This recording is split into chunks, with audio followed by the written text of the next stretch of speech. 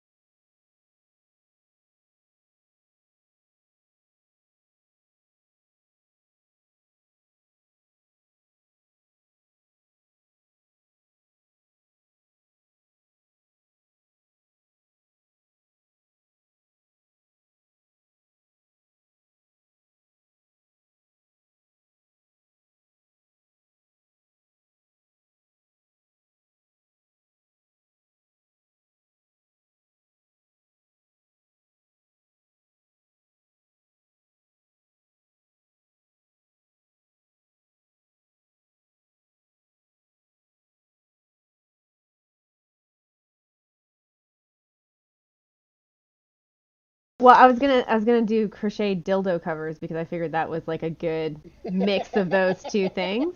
But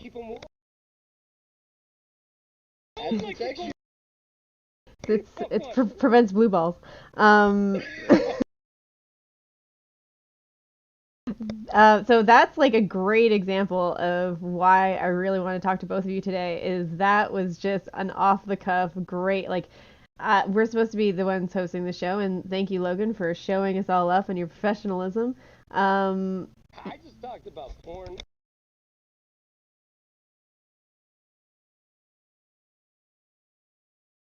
I'm a yes. I'm a yes-ander. Always yes and. Logan, you kind of have like an interesting history. You come from ESPN Radio. Can you tell us more about that? All right, so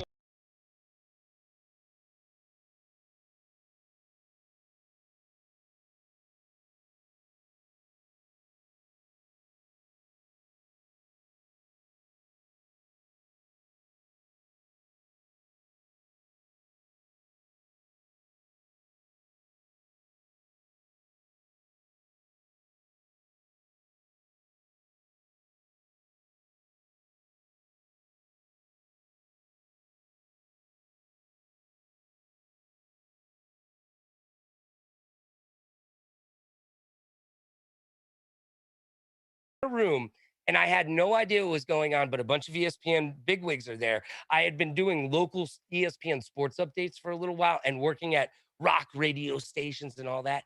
And there's these two sports geeks in the room. And basically this guy, Jason Jackson from NBA Tonight and Sports Center says, "Hey guys, introduce yourself and tell us one thing about yourself." And this first guy goes and he says, "My name's blah blah blah," and he says like, I don't know, Mike Schmidt's batting average when he was in high school or something. And then the second guy's like, "Hi, my name's Dan, and when I use the urinal, I'm the awkward guy who pulls my pants all the way down to my ankles." And it comes to me, and I go, "My name's Summit, and I'm prettier than these two mother right there." And Jason looks at everybody and he goes, "You can leave. Summit, you can stay." And that's how I got my job on ESPN. And boom, that's the best way that I can tell you how I got into radio. Obviously, I did radio all over the place. I did morning shows, I did rock shows, lots of sports talk as well, down in Miami and at the you know what, the leader, ESPN, the leader in making sure that you don't get paid as much as you should.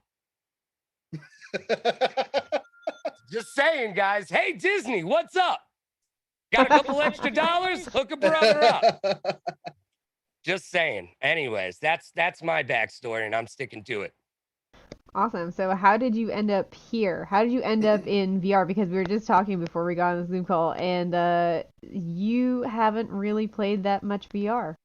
I mean, besides the obvious, I think when everybody gets VR, I don't care if it's he, she, they, or them. The first thing that you're doing when you're putting on that kit is going directly to one of the first Star Wars games, right? I mean, no, you're not at all. You're going. Oh yeah, you're going to VR porn, baby. That's so. Yeah, I've done that. I've played a little bit of putt, a little bit of golf, and I got into the VR. Look, you know what? Everybody's really passionate about it. When I was in 6th grade, my dad took me to the Boston Science Museum, and they had this VR thing, and I was like, "Oh my God, we're gonna have VR, and we're gonna have hoverboards. Oh my gosh, Back to the Future is true." All right. Well, you know what? It took a long time for VR to get to where it is today. And I think a lot of people have a misconception about where the state of VR is, even right now. And part of that is when we stream VR and we do these casts, no one else can see, they see it as a pancake game unless we do a LAN party where have you ever seen any of these onward LAN parties where you're watching that idiot go all the way to his stomach? Oh my God, think about what you must look like in your living room. I hope your wife has friends over while you're sitting on your knees and your stomach in your living room playing around with your buddies. Pew, pew, pew, pew, pew, pew. What's not to love about VR? Come on. I don't know. That's how I got into it. They asked, literally, somebody came to me and said, "Hey, would you be willing to cast and broadcast and get involved?" And I said, "Sure." And they said, "The game's Onward. Have you heard of it?" I said, "Absolutely not." They said, "It's in VR. Have you done that?" I said, "No." They said, "It's on Saturday. Today's Wednesday." I said, "I'll be there." Amazing. Amazing. So, really, for you to do casting or for you to be involved in something is not necessarily that you need to be a passionate fan of that to do that well. I mean, it helps to be passionate, Yeah. to be a passionate fan of anything. It always helps. It always helps. But here's the thing: you got to put in the time. You got to put in the work. You know what I did? I watched tons of video and I took notes. And I sat there. And I know this is going to sound strange, but you know what? Also, I did when I was done watching the videos, I played them back without the sound. I played them back without the sound, and I sat there and I talked to myself in my TV in my room, and I put on a show. Now, I wasn't wearing pants, so I did put a shoebox on my lap, and I gave you one hell of a puppet show. Thank you, Bob Saget. But, yeah, but you do that stuff. You prepare. You make bits so that if there is a dead time, that you have something to go to. You prepare things. You come up with ideas. You write them down, and then you tell your broadcast partners whether you use them or not. It doesn't matter, but have that in your back pocket so when the time comes, you can tell and a little tale and spin a little yarn. Oh, I'm freaking brilliant. I love that I've told you this inside joke because you're just working it into everywhere that you possibly can. This is fantastic. Navah, He tends to if do you're that. watching, this is all for you. Revelations, how you're part of MJ as well. How are Yes. you getting into this? So I just kind of accidentally fell into it, honestly. The casters for VRML were kind of few and far between. They were really short last season, and people weren't really getting the coverage they were hoping for, especially the newer teams or the smaller teams. And I play on one of those teams that were on the smaller side last year that were new. We didn't get any coverage, so I thought, it'd be cool if I could jump in and learn how to cast and maybe get some coverage for the little guys. And I did, maybe 3 or 4 practice streams, and out of nowhere I got a call from somebody on Discord saying, "Hey, we'd love to have you, try out for MJ, come do a couple dry runs." And it's just kind of kicked off since then. And it's something that I really enjoy doing. It's a lot of fun, and I've gotten to meet a lot of great people doing it as well, including Logan here. He's definitely helped me along the way because I was very green, had no idea what I was doing when it came to anything from OBS to sound settings to anything else. And that guy definitely saved me on more than one occasion. Oh, I have no idea what I'm doing. You just didn't know any better. That's all. Probably, but you made it look good. I'm just super convincing. That's all. Yes. I know what I don't know, and I will stick to it. Well, whatever you did not know ended up working out very well. Well, that's an interesting point is that Logan, there's probably some tricks that you've learned throughout your radio broadcast terrestrial radio career of You know what? just little things that casters can probably use very easily. You know what? Here's something that not even casters. I'm gonna give you something that the great Stuart Scott gave me. He's no longer with us. One of the greatest sports personalities to ever grace the airwaves at ESPN. And this is something that everybody can use in their regular day-to-day life. And sure, you can incorporate it into casting if need be, but it'll be a little bit sketchier, and you'll understand. So Stuart Scott told me that you should always offer up your introduction, your name to somebody the first 3 times that you meet them, because chances are they don't remember your name and you don't want it to be awkward like that. And I was like, that's really smart, man. That's really smart. You don't, make sure that it's not awkward. You give them your name. And he was like, and when you don't know their name, watch this. And we walk over to this, we walk over to Lawrence Taylor, and he just looks and he goes, hey, LT. This is my friend. And I go, hi, I'm Eric. And now LT knows my name. So I mean, I did it backwards, but you see what I'm saying is you just introduce somebody else into the mix, and then they have to introduce themselves for you in front of you, and no one is feeling awkward. Now everybody knows everybody's name, and you can choose to forget it at at your own leisure. But that was something that I go, introduce yourself 3 times to somebody, and then introduce the person standing next to you into the conversation, and they will have to introduce each other. It's perfect. You just, hey, have you met my friend Rev? And Rev goes, hi, I'm Rev. And you go, hi, I'm Cammy. And boom, now everybody knows each other's name. It's brilliant. It's really brilliant. But as far as casting goes, the thing that the thing that I don't think people do enough of is work on the personality of it. A lot of people pride in this industry, in casting, pride themselves on their knowledge of everything, which is great. Got to have that knowledge. Got to have that how to. That's the glue that holds everything together. But you know what? You know what? When I worked at ESPN, there are millions of dudes that know everything about sports statistics, and they're the dudes sitting next to you, giving me the copy so that I can sound smart in the broadcast. So what I would say is work on your presentation as a personality. So for casting, really the most valuable aspect of it is maybe not your take on the strategy, not your take on necessarily what's going on, but how entertaining, what entertainment value are you giving the viewers? Like, are you making this engaging to watch, regardless of how much knowledge or you do or do not have? You can learn that stuff, right? You can learn. I can give you paper and you can recite that stuff. But you got to have that it factor no matter what. People got to be willing to watch you no matter what you say. I'm going to take you on a ride today. Let's go watch some video games. Do you want to come on that ride and listen to me talk about everything that I know about this game because I'm so cool about this game? Oh my God, he just did. That's a move that only 3 other people in the entire world have ever completed. No, you don't want that. You want somebody who's going to incorporate that knowledge into a package of excitement and firecracker. Ooh, come on. Give me Randy Macho Man Savage and his brother, Leaping Lenny Popo. Leaping Lenny Popo had the brains and Randy Savage had the brawn. Give me both of those together. That's what I'm talking about.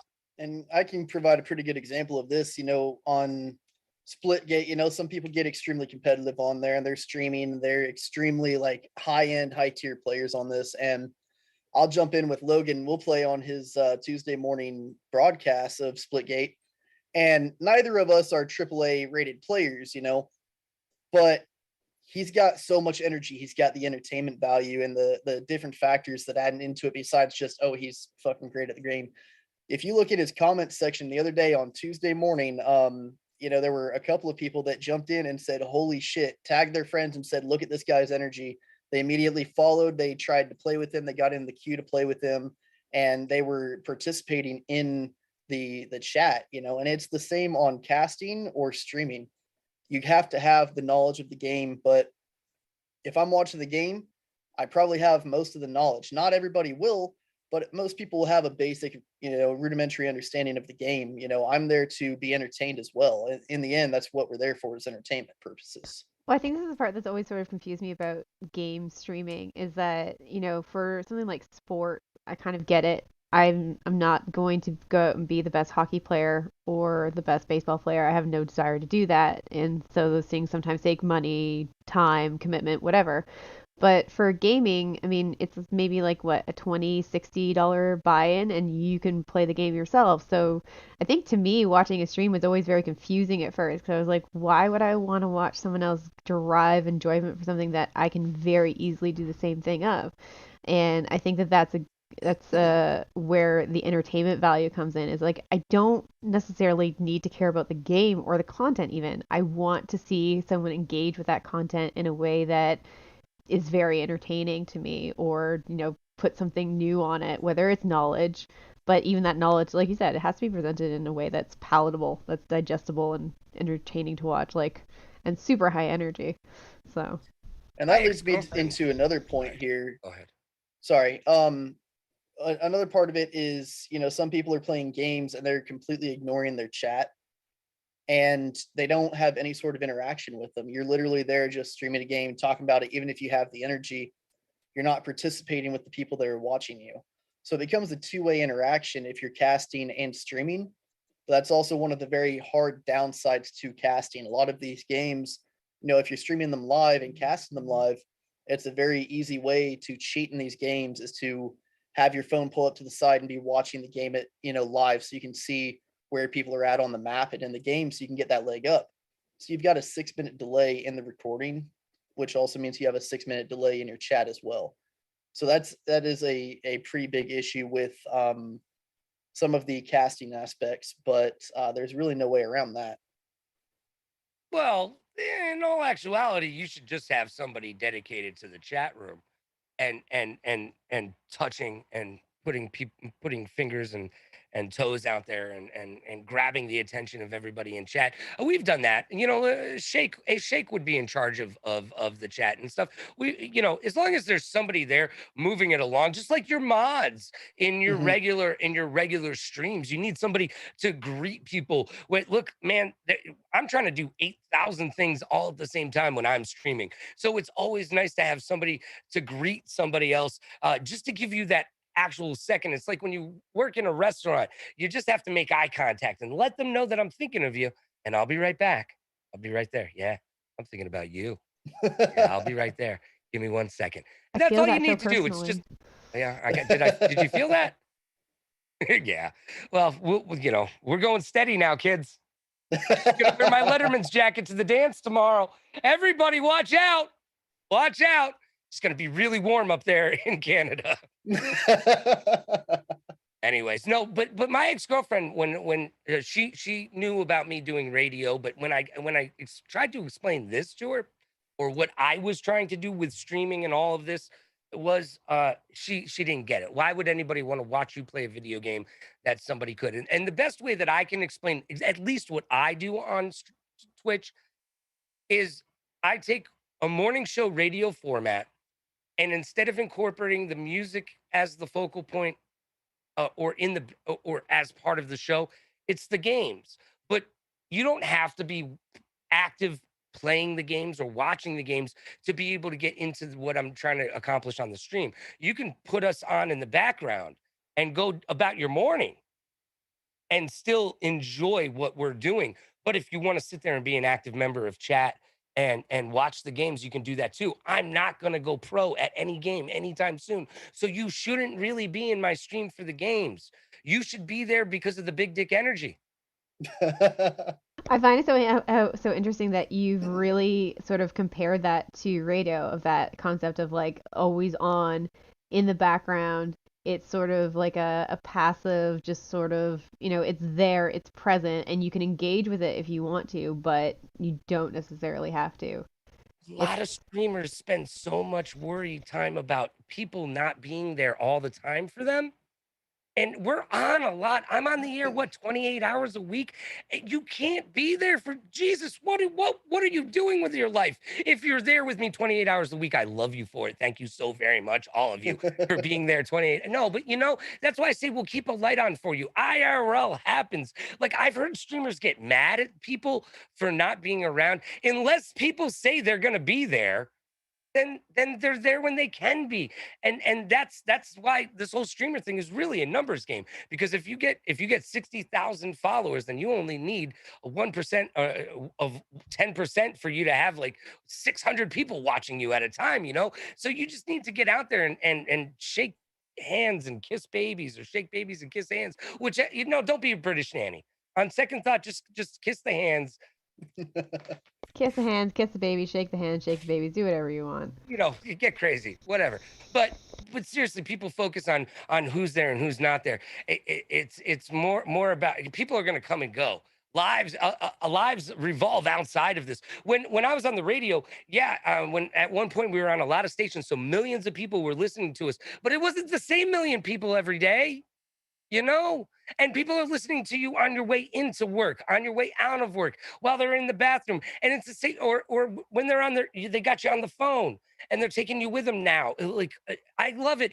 Somebody was watching me in the doctor's office while they were in the waiting room the other day, and I said something really funny, and they laughed out loud, and the whole doctor's waiting room looked at them, and they were like, "Okay, I gotta go now." And but that's what I'm trying to do. Is you're trying to bring this thing that we're doing, we're trying to bring it into the regular. Viv kind of poked fun at me for because the old school radio, but this is the new radio. I don't understand why Twitch hasn't either started their own satellite radio station to start putting the streams that are more like shows onto that, or done a deal with Sirius Radio where they said, hey, we're going to have a Twitch radio station. Look, what do you think Twitter audio is? What do you think Twitter audio is? That's them jumping into the podcast radio thing. Hey, podcasts are radio, and they're all just video. Mine, like, they're all the same thing. And video killed the radio star, and you know what? Streaming's gonna kill the radio star as well. It's just a question of when and how. I just don't understand. This is all kind of the same thing. We're all broadcasting. Well, that's the thing, is like radio is, you sort of think of this archaic, like you said, terrestrial AM, FM kind of thing, but radio is really just a communication through audio. And whether or not that's through, traditional forms, or whether it's online, as most radio stations are now in some capacity. I mean, why isn't that the new radio? I mean, just because traditional radio is dead doesn't mean that the form of communication doesn't live on, or isn't resurrected or renewed in some way. So maybe this is the new radio. Like, Twitter Spaces is actually very interesting. We're going to be trying to go live on that next week, I think, as well. And that's what I'm talking about. That's them just creating an audio format. That's all it is. It's Twitter radio, Twitter podcast. Call it whatever you like. That's what it is. Rev? Speaking. Sorry, go ahead. Sorry, I was just gonna say, whenever I'm cleaning the house or working on videos on my, for my own content, that's what I do. I turn on Logan or someone similar that has that high energy, that's communicating and just talking the whole time. I don't necessarily care about the gameplay. It's, an extra entertainment value, but I've got them playing in the background because it's something interesting. Like, it's like a podcast. It's like a radio station that I can listen to. I'm getting informed on, the question of the day or the 5 facts of the day. I mean, you're learning all sorts of things. You're being entertained, and it's, something for the background to keep you going. I think that's interesting because podcasts have sort of filled this niche. I think that a lot of the times or the problem that we've had with radio is that it wasn't necessarily specific enough. I mean, like you said, like your drive home, your drive in the morning, it's the same kind of show no matter which radio station you turn in on. There's, right. The same DJ, the same format, the same kind of upbeat. It's morning, here's your weather, blah blah blah. Dan's in a chopper. We get it. Whereas podcasts gives you an opportunity to really focus on your specific interests, not just music and whatever. When we with Spotify, I mean, murder. Red rum. But it's also opened it up because content generation is just sort of the theme of the internet and the way that we live right now. It's also opened it up to a lot less sort of professional people creating that. So you have this medium that's highly specialized and highly niche, or can be highly niche, but has a huge amount of content, but is not necessarily at that same quality level as you would get in a traditional radio station. So, I mean, do you think that harms like streaming, casting, whatever, is to have that noob, that opening of like everyone is a welcome here to broadcast? All right. So there's two sides to that coin, right? First of all, if it wasn't for local music, there would be no music, right? So everybody has to start from somewhere. Okay?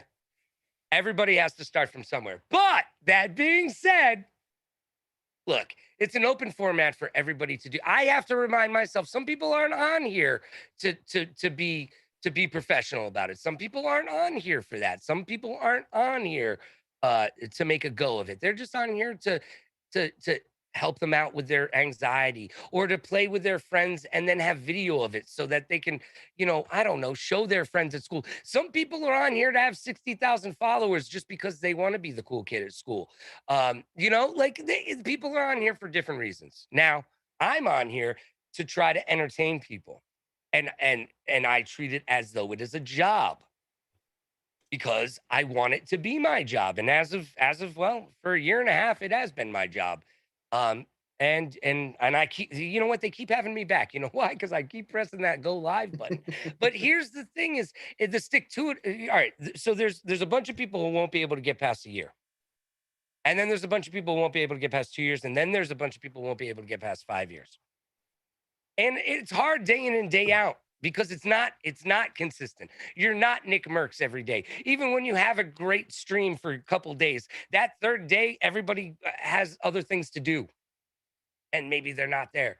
But then you have to chumbawamba and pick yourself back up and go back and turn that live button back on and do it again. And you are the only one who can make yourself do that.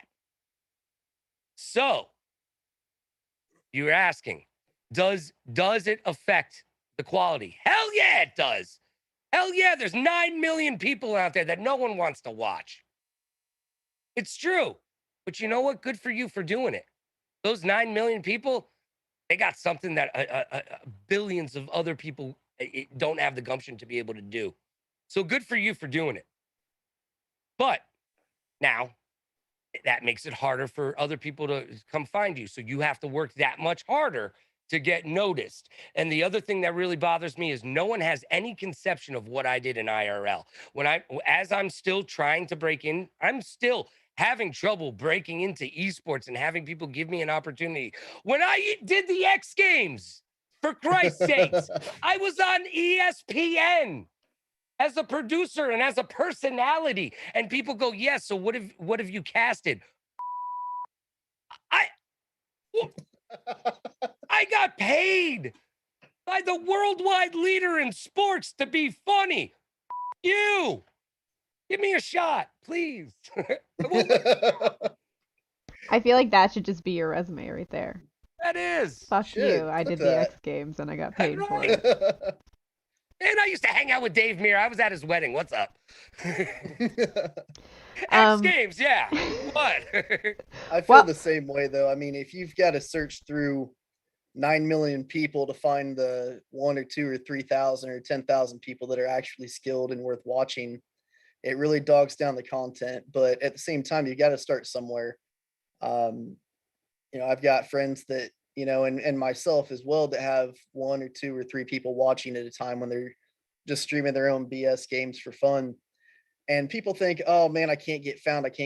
Well, think back to when we were in high school and we were playing single player games and somebody hands you the controller and now you've got 3 of your friends watching you play.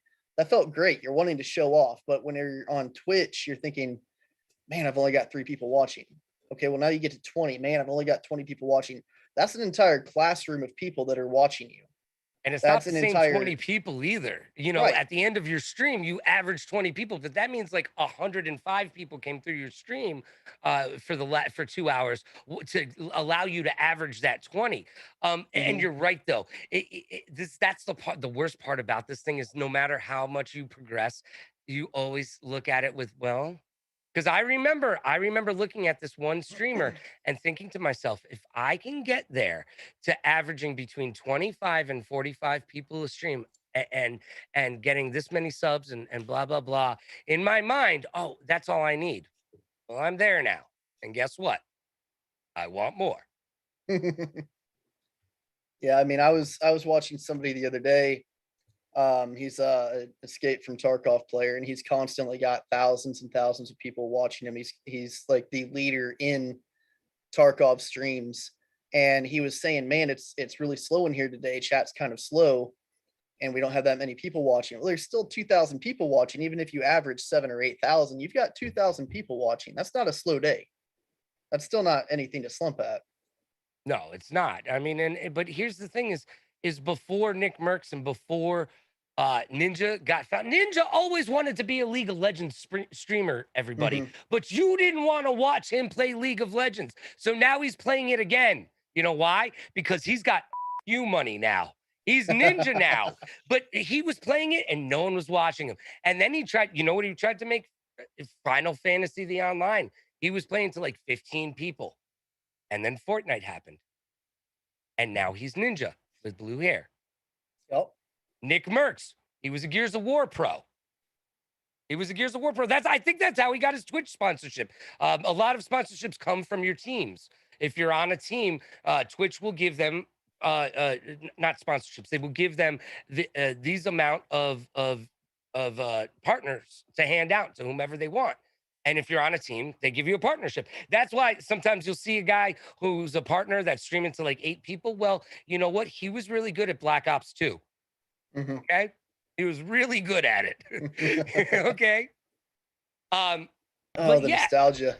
so Nick Merckx was a Gears of War guy. And then Mhm. he got onto the COD thing and COD happened or however it happened for him. But I'm just saying, everybody goes through progressions. And you know what?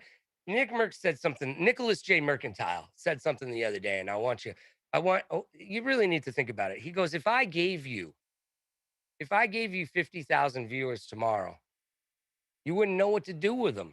You got to go through the trials and tribulations, the ups and downs of the growth of putting in the time and the effort to get there. Because if you just had it tomorrow, you wouldn't know what to do with it and you would lose it. And it would be in and out. Is it like a very different experience? Because I'm just thinking, like with radio, whether you're broadcasting to, let's say, 5,000 people or 1.5 million people, essentially with like traditional radio, there's not really a lot of audience interaction. So it's pretty much the same show no matter how many people you have listening, because you don't know the number usually until sometime after the fact and you get the ratings. But with a stream, it's sort of again that modern day technology, instant feedback of how many people are interested or engaged or whatever. So it, should there be a significant difference if you have 5 viewers or if you have 5,000 viewers in the way that you do your stream? Is the content really got to be that much different? No, and it shouldn't Nope. be. If you're not streaming as though a million people are watching you, you are not setting yourself up for success. If the one thing that radio allowed me to do was able to talk to myself in the room, well, to talk to you, but but just being in a room talking to no one. And you have to be comfortable with that. And also another thing a lot of people have trouble with, I don't like hearing my own voice. Well, you need to get used to it. I don't like all the lights. Well, you need to get used to it. Like, come on, are you going to do this or are you going to do this? And you don't have to. Look, no one's saying you have to. You can be fine. There's nothing wrong with just streaming for whatever purpose that is your purpose. I'm not going to tell you how to live your life. I want you to do whatever's best for you.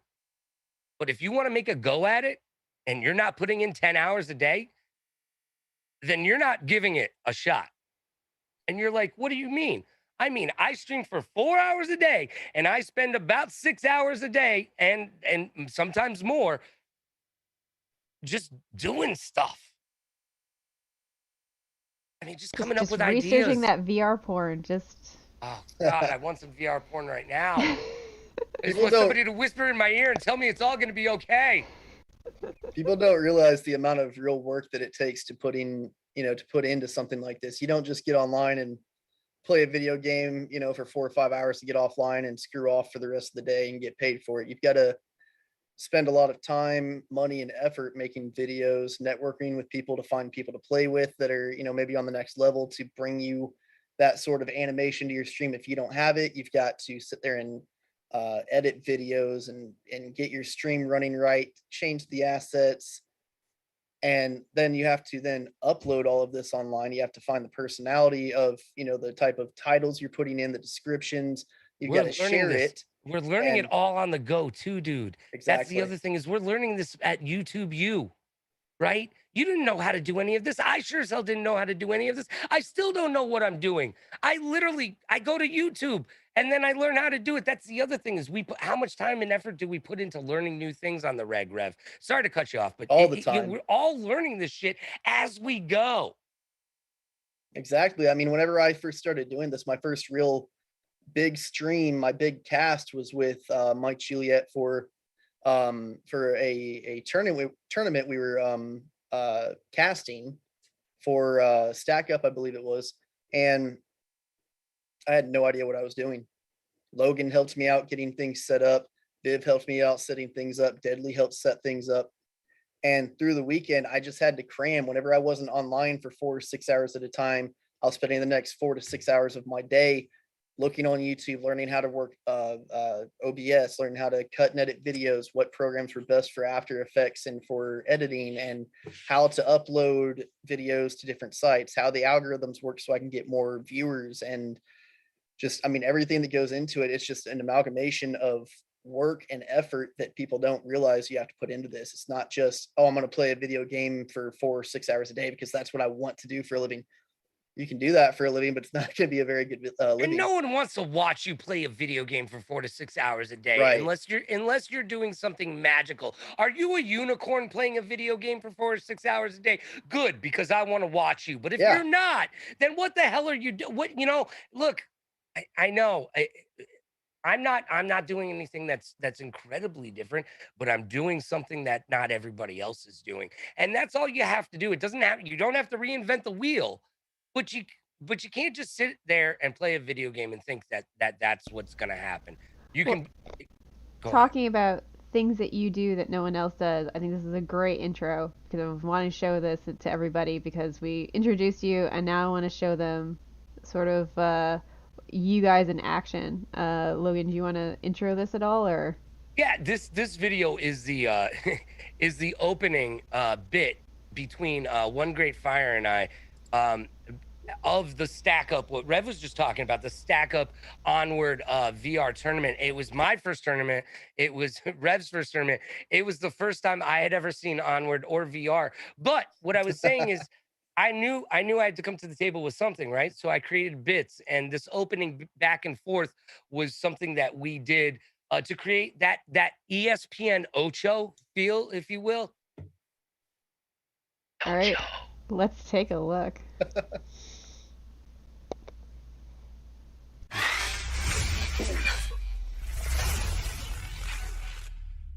Welcome, everybody. I am One Great Fire. Along with me today is Mr. Logan Radio Rocks. Logan, why don't we welcome everyone to the Stack Up, or the Onward Stack Up Charity Tournament. There we go. Hey, that's a mouthful, man. You got it out, though. You got it out. OGF, thank you. And let's crank it up to 11, because that's how high it goes. And let me tell you, I am excited to be here. Let's get down like a clown, like Charlie Brown with that frown. We're going to turn that upside down. Are you ready to go? And like the late, great Bob Costas once told me, kid, you're excited. Feel these nipples. You may not be able to tell from the camera angle, but I am visibly excited. Other than that, I wanted to note out that Bob Costas isn't dead, Logan. Fair enough, but I've got to tell you, I have been waiting for this event to get together. I mean, a full year after the movie came out is a full year too late for me. I cannot wait to celebrate the great 2020 Disney classic, the greatest cinematic triumph since Citizen Kane and Behind the Green Door, the Oscar winner, Onward. Yeah, I don't actually think that movie got nominated there, Logan. It was a winner in my heart, buddy.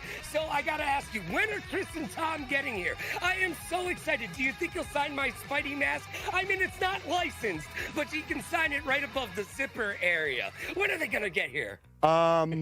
Chris and Tom? Yeah, you know, Chris Pratt, Tom Holland. They prefer if friends refer to them as Chris and Tom. You realize that this isn't an Onward the movie tournament, that this is, Onward the VR video game. Two completely separate and different things, my friend. All right, well, I may be in the wrong class, but what do you say we put the kids to bed, wake up the neighbors, because it's about to get rowdy in here. That it is. It is getting hot, hot, hot. What do you got for us, Logan? What's going on with you, man? What's going on with me? Well, first and foremost, why don't we talk about the fact that I have no idea what Onward is. I thought we were coming here to watch a movie, and now we're talking about a VR game. Now, I do have some experience watching Onward because I am so incredibly intrigued about VR gaming. There are two things that I wanted when I was a wee little lad. I wanted a hoverboard and I wanted true virtual reality gaming. And you know what? Up until recently, I didn't feel like we had either. And I can tell you this, the hoverboard, still not going, but Onward and VR gaming, it is the wave of the future, something that people might not realize at home. But the people who are in these games, if you want to kneel in the game, you are kneeling in real life. You want to go prone in the game, guess what? Yep, they are prone in real life. It's a good thing I brought my knee pads with me. I had them for a different purpose. Of course, volleyball is the sport I'm talking about. But you know what? Some of these guys, they're probably going to need to be wearing them. So the guys, the girls, the theys and thems, everybody that's here today, thank you for being here. If you can't tell, I'm pretty damn stoked. Okay, so apparently we just saw the audio from that on YouTube and not the actual clip. Well, I hope the audio was entertaining. The audio was probably the most entertaining. Although I love that you guys had images like corresponding to what you were talking about. But we will link to that clip and post that as well, so that people who are rewatching this, you can see it, or we'll just insert it into the finished YouTube video and pretend like this was not a mistake that happened. Sorry, Vivian. Yeah, I would totally just do After Effects and get that bad boy in there. Cut and paste, baby, cut and paste. I was glad to see that you got one of the. All right, there was a couple jokes in there that flew under the radar. They were adult jokes in there that I had fly under the radar, and I saw you laugh at one when I made mention of the Spidey mask having a zipper in the mouth. I go, it had a zipper, and I make a hand motion like that, and I saw you laugh at that. And the other is I mentioned the movie Behind the Green Door. Does anybody know what Behind the Green Door is? Not the slightest idea. It's the first porn to ever be shown in a movie theater. Yeah. Oh, that's great. It's kind of like just throwing in their Kaplakistan as a country, you know? I'm just making stuff up and throwing it under the radar. Well, regardless of whether they could see the video or not, they can at least get the idea of the kind of energy that you brought. And that actually, is a great example of how things that like this have become more entertainment based and could go towards radio, because regardless of whether you see it or not, or you're just hearing it on this podcast, it brought the energy, it gave you an idea of what we were doing, and it kept you entertained through the whole thing. I mean, obviously the video does help, show the animation and the craziness of what everybody's doing, but crazy in my eyes. Yeah. But the main point is your voice. You have to project that energy and get out there and just go for it. All right. Captivate everyone. And here you go. Here's my biggest tip that I can give you from radio and broadcasting and all of this. The biggest tip that I can give you, you can hear a smile. Exactly. So whenever you're talking, you should try to be smiling, because right now you can hear it. You can hear it in my voice as I'm smiling. But if I'm talking like this, no matter how I get involved with my intonation, it's not as exciting as it is when I'm just smiling a little bit. It automatically brings it up a notch. Just smile. Start there. You've got to have that energy as well. I mean, you have to get people involved in what they're watching or listening to. If I'm flipping through the channels in the morning, you know, I'm personally a big fan of Free Beer and Hot Wings. They're kind of like the new Bob and Tom of this generation. You know, they're, you know, a little more clean cut, but they're doing funny stuff the whole time. They're telling jokes, but, you know, talking about serious subjects, and they're also getting the audience involved. You can call in and play in their game shows. You can call in and leave a comment on what they're talking about, and get in on polls. I mean, on a radio talk show, I mean, it's you have to captivate the audience. You have to keep the energy going. You have to keep the entertainment going at all time. There can't be a downtime and say, you know, oh, we're going to commercial every time there's downtime. You can do that, you know, every 10, 15 minutes, but you have to find something that fills that hole. Yeah, I mean, obviously, you have to have structure. There needs to be some sort of structure. That's another thing. I feel like way too many people just, oh, well, you know what? I'm not doing anything else, so I'll do the. But there needs to be some sort of method behind the madness of, or you're just playing a video game on online. I don't know. That's not that. I mean, that is a sort of entertainment. It is a type of entertainment, but it's a passive entertainment. Mm-hmm. I don't know. But I also, again, I view it coming from a structured environment. You know, the Jack Show was the first sports talk show that we created. The sports. I don't try to talk about this too much, but it's true. The Jack Show was the first radio show to do sports talk the way that they do it now. We got the first thing I did was I cut away all of the old school classic rock that was happening with with sports talk. It was always all right. Sports talk before the Jack Show came on, it was all classic rock, and it was you posed a question and then you to the audience, and then the audience called, you took calls, and that was sports talk. That's what it was. And then you did an interview. Well, not the Jack Show. We did segments, the champ or the chump from the night from before, issues, which is the news of the day, all that kind of stuff. We did a produced comedy bit every day. And I got rid of classic rock and I gave top 40 and hip hop its place because I was the only white guy on the show. You know, but this was the thing. Stay in your lane. Yeah, exactly. No, but it's, you know, I had to make it cool. All these old white guys. We had this boss in Miami who was a 35-year-old white dude who looked at us and said, "I don't understand what you're doing." And I had to be the guy in the room because Jason kind of looked at me and I went, "Yeah, I got this. We're not talking to you."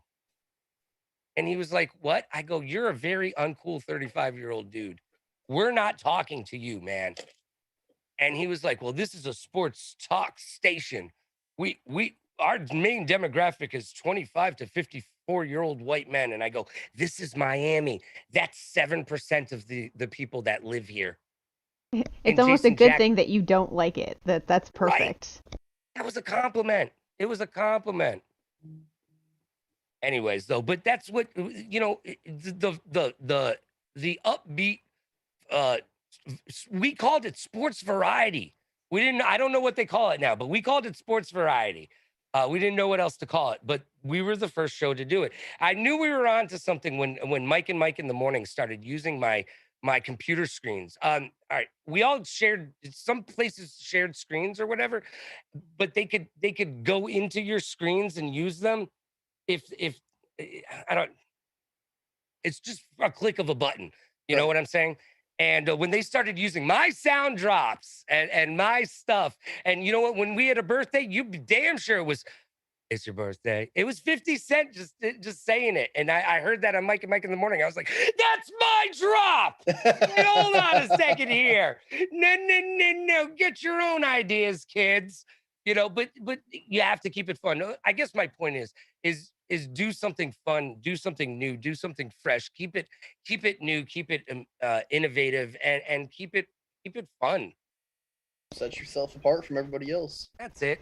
You know what? Wear a bow tie if that's what does Oh, it for you. no Carlson Tuckers, please. No one Bow ties no, are cool. No bow ties. No one likes bow ties. No, Ah. you look like a douchebag. Don't do it. The only people who don't look like douchebags in bow ties is Jane Lynch. She looks. Have you guys seen that Only Murders in the Building? She looks amazing in that bow tie. But besides that, Pee Wee Herman. That's it. Doctor Who. Doctor Who wore a scarf. My Doctor Who wore a scarf. That show's been on 68 years, Rev. There's a lot My of Doctor Who is from the last decade. Yeah, my Doctor Who was PBS when I was like 5, and my mom was watching Upstairs, Downstairs. Oh, God. So I'm having Upstairs, flashbacks to Downstairs. PBS. Oh, no. Oh, no. Absolutely fabulous. No, sweetie. No, darling. No. Oh, God. All right, I'm okay. The All more right. you know. Just to get back to sort of like onward sports, whatever stuff. We were talking about that. One of At some the point. one of the debates that I feel like has always come up, especially when it comes to VR, and whether or not it's sports. Like, I mean, that's esports in general. Is this sports? If you have to work at it and compete, I don't see why it's not. I agree wholeheartedly. It's definitely a sport. It takes, not everybody can do it. You must practice to be good at it. You must keep up practice to be great at it. So yes, it is a sport, just like chess is a sport, right? So Exactly. like NASCAR is a sport, so it's like Yeah. NASCAR though, that's physically exhausting. That's endurance. Yeah, to go around I mean, I've never done it, but I'm assuming, I mean, to put the catheter in every time that you step into the car, you know, I mean, that takes, well, not balls, but it takes something. it takes timing to empty that colostomy bag like out the window at the right time and not, yeah. Make sure you don't splatter the car behind you, because you know they don't have windshield wipers. Backsplash is not nice in that situation, no. Oh, yes. So is it a sport? But here's the thing, though.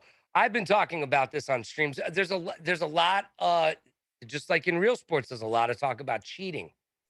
And I want to go on record here, because I've said it a few times on my stream, but I want to go on record here by saying, you know, remember back in the day when Congress got involved in steroids in baseball for no freaking reason whatsoever?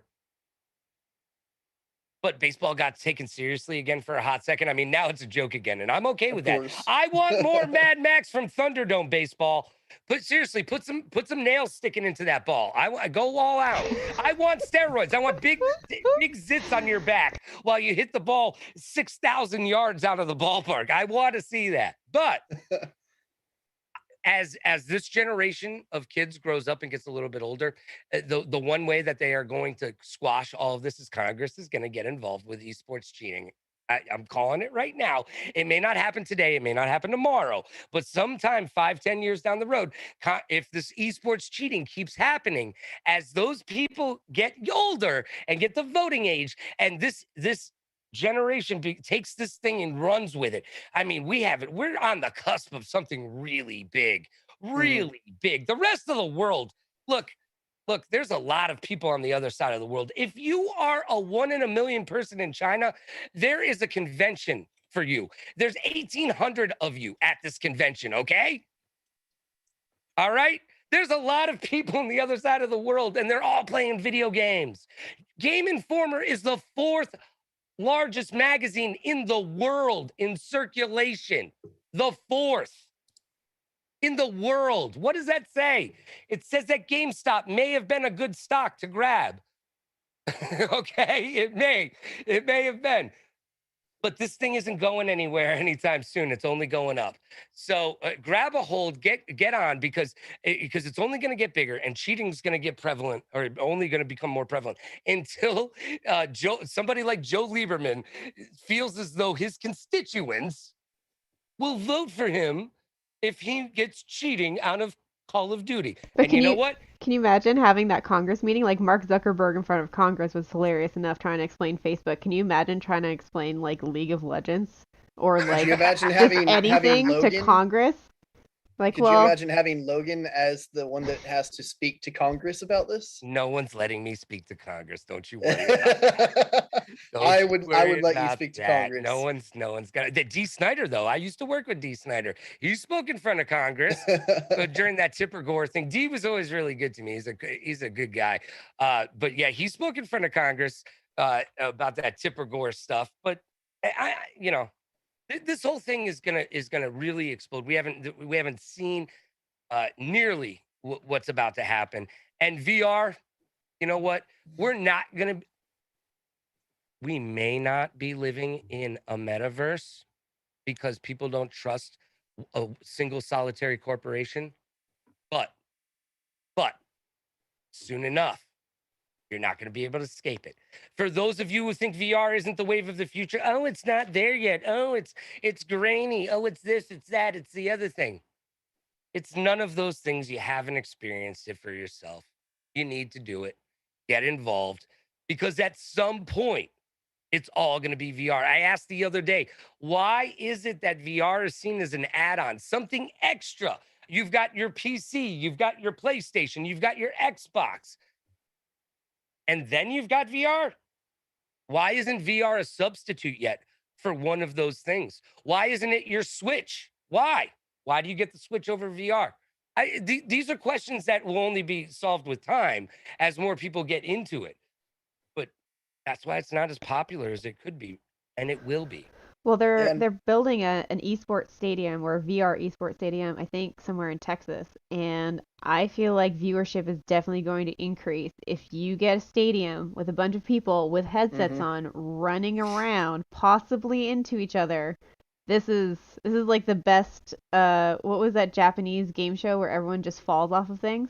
MLX or MXP. Yeah, like this is like the most best extreme something or other. Yeah, this is like that with video games, with esports, and I think that might be something that pushes it a little bit more over the edge. Well, and the other thing that they need to go back to, this is the thing is, esports tried to do this about 10 years ago, but they didn't do it right.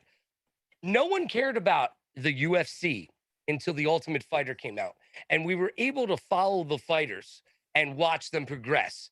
And at the end of that season, over 1 million people watched those two fighters compete. And it was a great fight, and everybody tuned in live on TV, on Spike TV. Out of all the stations, Spike TV had over 1 million people watching live as these two guys went toe to toe. And then the UFC blew up, and it took that moment. But what I'm saying is, years ago, they used to stick a bunch of people in houses and do these esports TV shows that were actually on like regular stations. But nowadays, YouTube is its own station. More people watch YouTube. But they need to do that again. We need to start to learn more about the people. We need to care about the kids that are out there playing these games. We need to care about them. We need to know something about them. We need to know who they are, what they're about.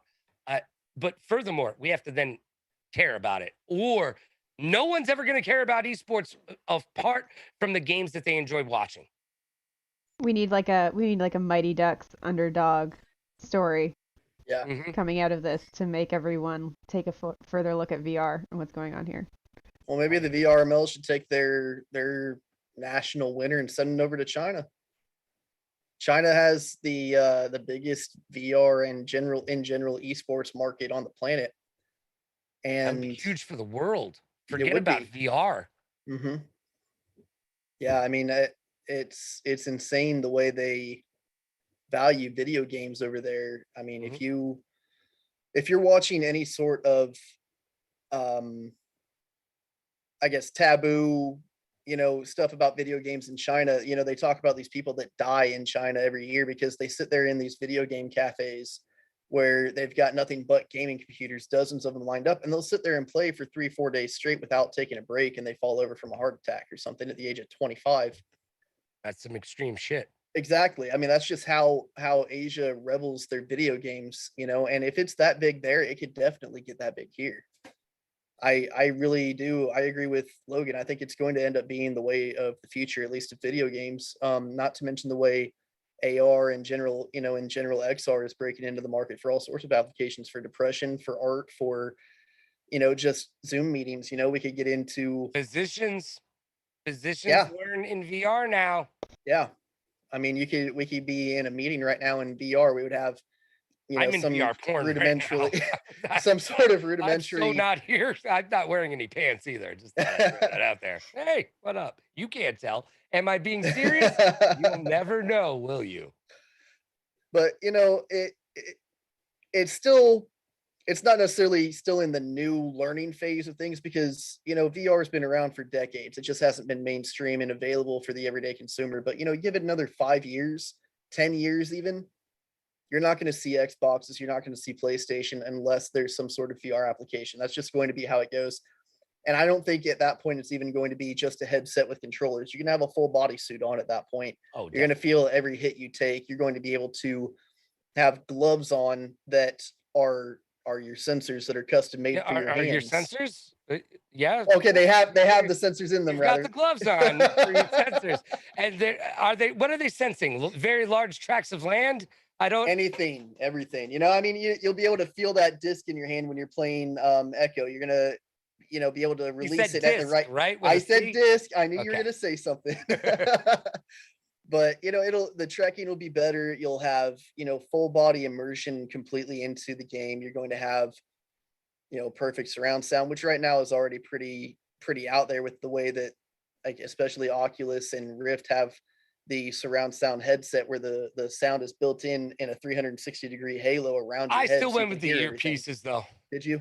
Yeah, because you get completely immersed in it. I can't hear anything else. Which has its ups and its downs. One of the things that I had to do was I had to put a fan off to the side for myself. I've never had a problem. I've never had a problem with motion sickness ever. But this VR thing, oh boy. After about 45 minutes still, if I'm playing a game where I'm moving a lot, I'm like, yeah, you know what, I'm good. You got to develop your VR legs. It's kind of like sea legs. It takes just like time and constant exposure to it. Eventually you get there. It's like herpes. You'll keep it forever. Or like luggage. Try and get it. You'll try and give it away, and it just keeps coming back to you. Yeah, right. But they do say it's like riding a bike. After a certain amount of time in the VR world, you'll be fine. They've got these suits now, the biometric suits and all that, and those are all cool. They've also got the treadmills. So yeah, there was a company the other day that followed me on Twitter, and I would say the name of your company if you give me one of your VR treadmills. You started following me, so there's a reason that you're following me on Twitter, and this time right here could be yours right now. Instead, it's not. So I would really like one of those VR treadmills, because I think once we get into a complete immersive world of being able to walk around and not worry about actually walking, off of a bridge or something like that, I think it's going to open up a whole new venue. Yeah, hopefully a few little VR injuries. My wall has a significant amount of dents from playing VR, and I'm sure that I think I met someone in Echo Arena once that fractured a vertebrae just playing VR. So it's definitely. They weren't playing it right. Well, I want to know about all the VR porn injuries. I want to know. I want to know what those have happened. Well, I mean, they're the obvious ones that. That you can, hands free now with the VR porn. Apparently, you want to spend a few $100s, and I don't know what to do with my hands. What do I do with my hands? You can do whatever you like with them because you're not going to need them. Anyways, I just look. VR is the wave of the future. Whether you want to admit it or not, look, You didn't want to get on TikTok, did you? No, I did not. But then somebody told you that TikTok actually has more hours spent viewing than YouTube. Yeah, it's true. And the videos are a lot smaller than YouTube videos, right? Yep, it's true. People can't take real large pieces of content anymore. It's just too much for them. Okay, so you've got a TikTok. Yep. And that's what's going to happen with VR, kicking and screaming. You are going to have VR on your head at some point, whether you like it or not. Come to the dark side of the force. It's going to happen. We're all going to be there soon enough.